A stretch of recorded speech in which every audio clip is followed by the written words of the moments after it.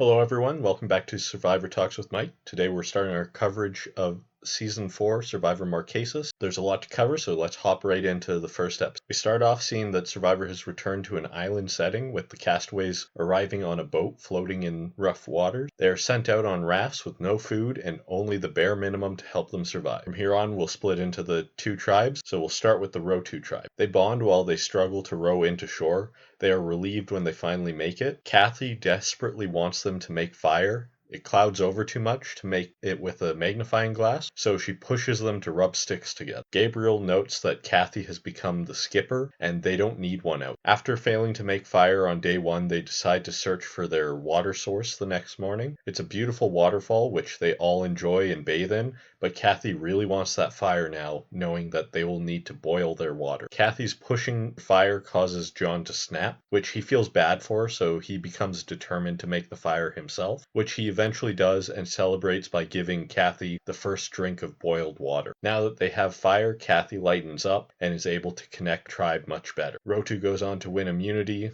quite easily and are safe for the first tribal. So now on to the Maraamu tribe. While rowing in, Sean notes that everyone was working hard except for Sarah, who was sitting there looking like Cleopatra with her Goldilocks in the wind and her boobs hanging out.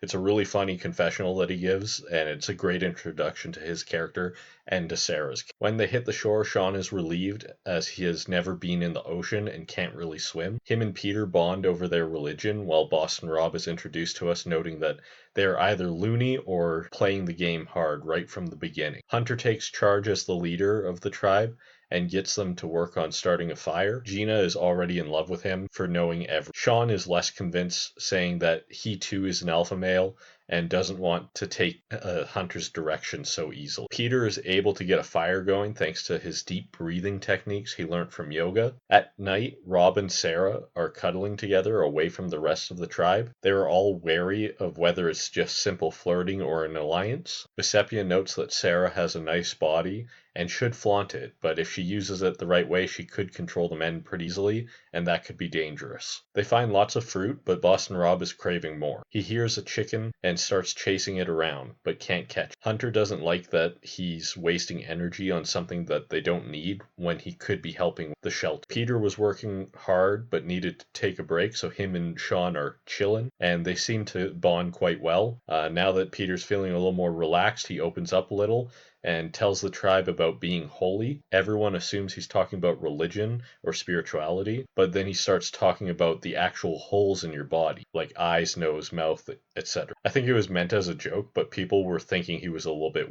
Boston Rob even has a confessional where he calls them. They struggle a lot in the immunity challenge, sending them to tribal council. Peter tells everyone his strategy is to keep the tribe strong. Patricia figures he means voting her out since she's the oldest, so she talks to Rob about what she brings to the table. We hear some people also considering Sarah for not working too hard and for her potential power over the men, and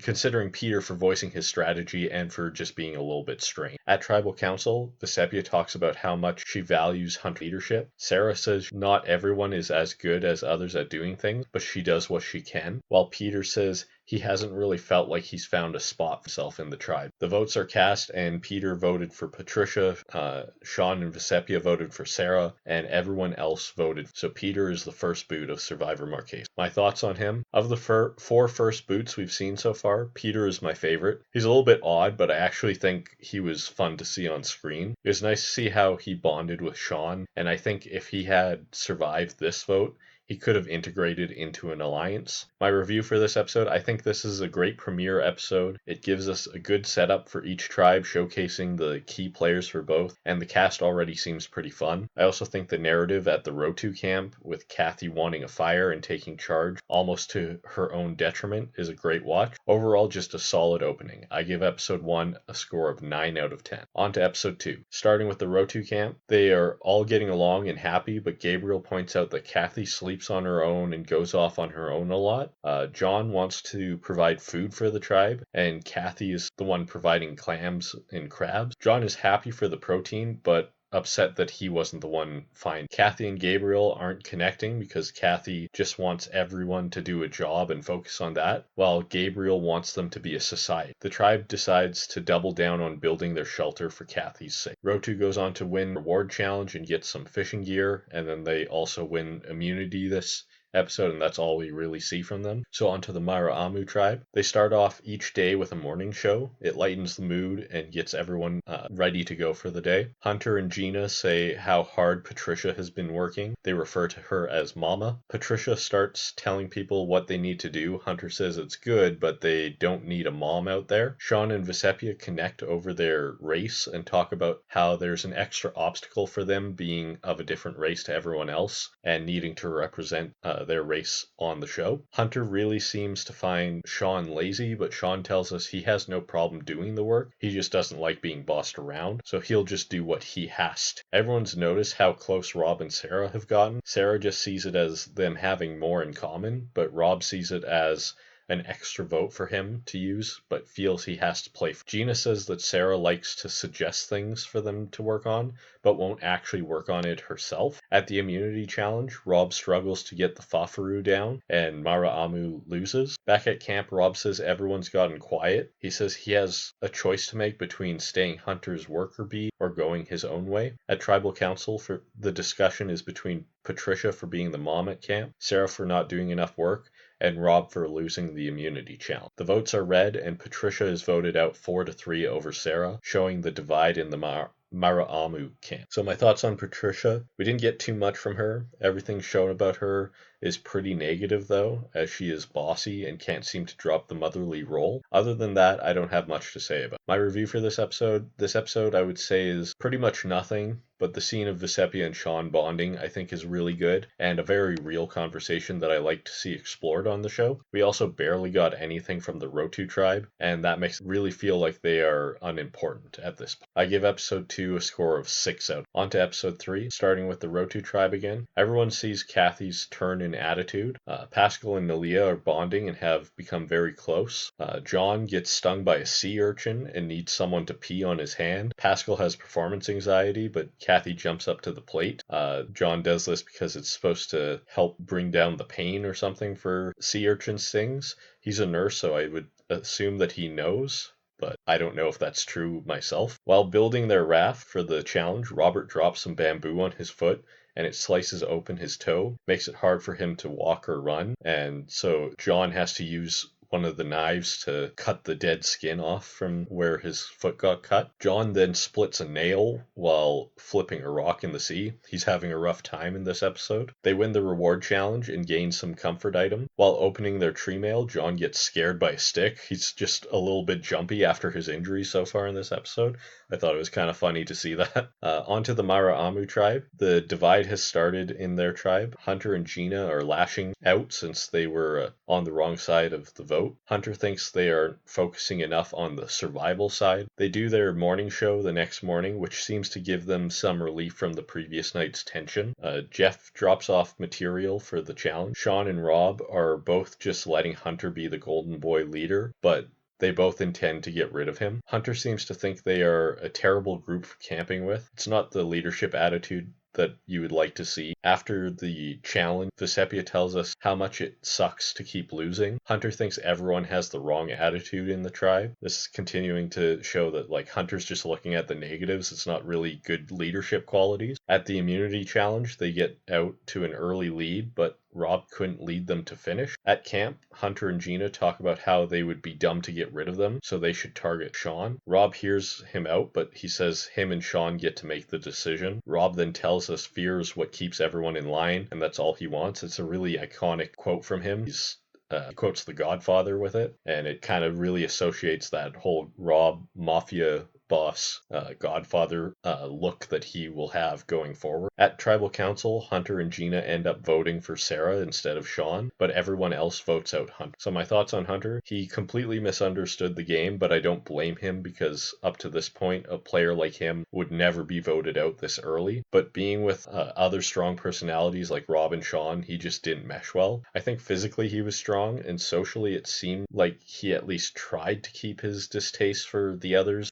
confined confided in the confessionals, but he still ended up coming across the wrong way. My review for this episode: this is a better episode than the previous one, and they really do give you all the evidence that Hunter is going home, and even then it's still a little shocking just since a player like him has never been voted out this early. We also get more from the Rotu tribe, mainly that they keep hurting themselves, which might be foreshadowing for down the road. I give episode 3 a score of 8 out of. On to episode 4, starting with the Rotu tribe. They are the love tribe. Everyone is united and feeling good. Each member works well together and is appreciated for their part in the tribe. Seeing how well they're working together seems like a good hint that there's a tribe swap coming up. We'll go over to the Mara'amu tribe. When they return from tribal council, Gina is upset and wants to know why they voted out Hunter. She doesn't feel like she gets a satisfactory answer from anyone, however. Rob feels like he is on top of the world and the new leader of the tribe. They get tree mail and speculate what the challenge will be, but Vesepia says they've been wrong in the past, so she expects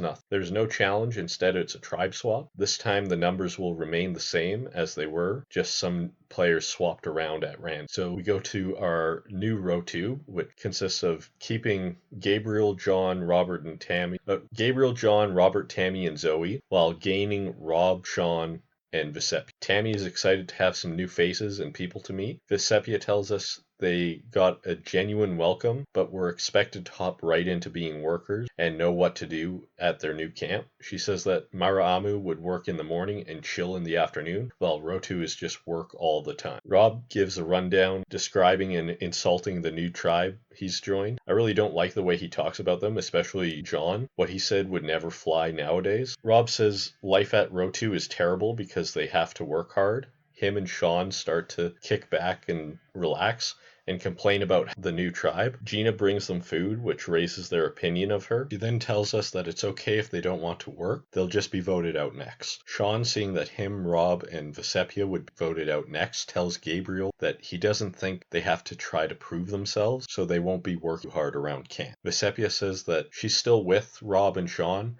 but it's too much drama for her, and unless she hears her name come up, she just walks away. At the immunity challenge, John, Rob, and Sean sit out, and even with the new addition of Vesepia, they work well together to win. Over at the new Mara'amu tribe, they kept Gina and Sarah while gaining Kathy, Nalia, and Pascal. Gina and Sarah show the newcomers their camp. They are excited about the fruit on the sandy beach, but are disappointed by the water source, but still seem to like the camp overall. Gina is happy to have some harder workers around. Sarah explains the morning show to the newbies, and Gina and her explain about Hunter. Gina is still not happy he was voted out. Pascal thinks that Mara'amu were a lazy tribe. They all go for a hike. At first it seems good, but with Kathy leading, the only person that could keep up with her was Gina. Pascal and Nalia complain about being lost, and Sarah is being eaten by the no-no flies. They find a pool of water with some shrimp they decide to catch, but Sarah tries to make her way back to camp but can't find her way. Kathy hopes Rotu will throw the next challenge to get rid of one of their newcomers. Mara'amu still can't seem to work together well and end up losing the immunity challenge. They tried to set up a possibility that it could be Sarah or Kathy voted out, but it seems pretty clear that Sarah is done. At Tribal Council, Sarah is voted out 4 times. So my thoughts on Sarah: it was different to see Boston Rob's first game romance with Sarah, even if he said it was purely strategic. Her most interesting thing was her introduction, Sean calling her Cleopatra. We didn't really get much of her own thoughts in the season, but I felt bad for her because you can see just how badly her legs were bitten. I actually thought her parting words were very sweet, and she was surprisingly more supportive of Gina than Rob at the end. My review of this episode: I think this is a really terrible tribe swap. They should have at the very least balanced out the numbers. The Mara'amu tribe still being down 8-5 is bad enough, but they also ended up with arguably 3 or 4 of the worst challenge performers remaining in the game. Rob's rundown of the Rotu tribe, while at parts was funny, it also crossed a line that I don't appreciate. On top of that, the Sarah boot was extremely obvious and had no tension. The one good thing I see in this episode was the beginning love tribe stuff at Rotu, which was short. Episode 4, I give a score of 2. On to episode 5. Starting with the Mara'amu tribe this time, Gina feels that After the departure of Sarah, their tribe is now complete. They find some crabs scurrying around and catch a lot of, cook them all up. Their tribe seems really cohesive and bonded. They feel they will win the next challenge. The reward challenge is a chance to raid the other tribe's camp. It's a blindfolded challenge, which surprisingly enough, Mara'amu win, with Kathy being the caller for their tribe. They get 2 minutes to steal as much as they'd like from the other tribe, except for their cooking pot, a water jug, a knife, and a magnifying glass. They manage to get almost everything except the frying pan and some potatoes that Gabe hid in his pocket. They return to camp in high spirit. For the immunity challenge, they now get to use all their new materials to make a distress signal that, along with Pascal's American flag personal item and an open beach area to get them the win, and Gina's first immunity. Over at the Rotu camp, Rob believes that if they lose immunity, Sean would go first, then himself, then Vesepia, since she's good at kissing up. He asks the other Rotus if him, Sean, and Vesepia are higher on the pecking order than the 3 former Rotus on the other tribe. They all say that they are, whether that is truthful or not. Gabriel says that they were the love tribe before, but the new players brought the game in. The original Rotus talk about how they have had to start playing the game now, and John is a little paranoid about who trusts. Gabriel tells him he's not there to play the game. He just wanted what they had at the beginning, that society they had built, which John assumes is him playing the game and lying to him. John says that Gabe is too wishy-washy and he can't work with him going forward, so he would like to vote him out. At the reward challenge, Rotu gets out to a strong lead, but Gabe can't see their tribe's final piece of the puzzle to guide his blindfolded trimates to. While we obviously can't see all the angles, challenge seems a little bit rigged in favor of Mara'amu, since that last piece doesn't seem to be in the line of sight of the Rotu caller platform. During the challenge, there is a shot of Kathy calling for the other tribe, but I just found it really funny to see how the blindfolded John ran across the front of the camera, and they left that shot in there. Maybe the editors found it funny. After the Mara'amu tribe raids them, they are left with almost nothing but the bare essentials. In an effort to regroup, it helps bring tribe together. Gabe is freestyle rapping with the former Mara'amu tribe mate, which John sees as him bonding too much with them, and worries that he's going to be planning against them. John talks to Gabe to clear things up, but Gabe, not wanting to play the game, doesn't give him any assurances of safety or an alliance. Tammy gets them to hug it out, and they are once again amicable, but John is done playing with Gabe at this point, so he rounds up an alliance of 4 to get the end with. He makes promises with Tammy, Robert, and Zoe that they all won't vote against each other until the final. The immunity challenge make a distress signal, which once again feels like it was rigged in Mara'amu's favor, not only because they just raided the Rotu camp, but their camp isn't tree lined, but on a white sandy, making things much more visible. Rotu does as good of a job as I think they could have done with what they had, but it just unfortunately wasn't. John decides to loop Sean and Rob in on the plan to vote out Gabe, which Sean tells us was a mistake. They now have the opportunity to bring Gabe onto their side, keep pound. Rob talks to Gabe and says if he's fine with not playing the game and is ready for his time to end, that's okay, but if he wants playing, they can work something out together. Gabe is grateful for the option, but there must be a scene that is not shown of him saying that he's okay with leaving now, as he is voted out unanimously, and he even ends up voting against Rob, assuring that they won't save. So my thoughts on Gabriel. Gabe is such a different character. Close to him we might have seen before was Greg from season 1. It's interesting how him being so reluctant to play the game threw such a wrench in John's mindset for the game going forward. I know that at some later point, Gabe applied for the show again and was almost casted before they finally realized he had been on. But I kind of wish they had just cast him, since he didn't really actually play this season at all, and he might have been really good if he were trying to actually play the next time. My review for this episode: I don't really like when production interferes with the game too much, and this episode really feels like it's rigged in Mara'amu's favor the whole way. That's not to say there isn't anything good here, though. Everything with Gabe is interesting, and the rapping scene is a lot of fun. It's also really nice to see Gina get her first wins of this. They might have been questionable, but her joy was authentic. I give episode 5 a score of 4 out of 10. On to episode 6. Starting with the Rotu tribe, the Rotu 4 alliance feeling good about where they're positioned. John realizes everyone knows he's out in front of their alliance, and Robert says he's fine with that since John will be the target. Rob hopes they can win the next immunity, and at the merge team up with the other tribe to take out John. Vecepia has been distancing herself from Rob and Sean. They are super confident they will dominate at the reward challenge. They get out to an early lead, but John and Robert struggle paddling the canoe, and they don't park where they are supposed to. So even though they finish first, they are disqualified. John says he won't apologize for the loss, but he doesn't think they need that food because it would make them bloated. Sean says who cares if they crap their pants out. There's nothing out there but nature and opportunity. Just a really funny confession him once again. Rob asks Zoe if the four Rotus have an alliance. He tells him no, it's just friendship. He doesn't believe her and doesn't trust her. He then asks John the same thing, and John is honest about it and tells him that if they merge 7-3, those three will go out. Rob then asks John if he's gay. Doesn't have anything to do with the game and is completely unnecessary. I really don't like to see this from him. I'll talk about it later, but this isn't something that the show would allow at this. Rob feels they have to win the next immunity challenge. Opposite to that, John would be okay losing to vote out Rob, but Tammy doesn't want to throw. At the immunity challenge, Rob gives it his all and wins it for them as the leader. If they were okay with losing, I don't know why they put him in the challenge, let alone as the leader.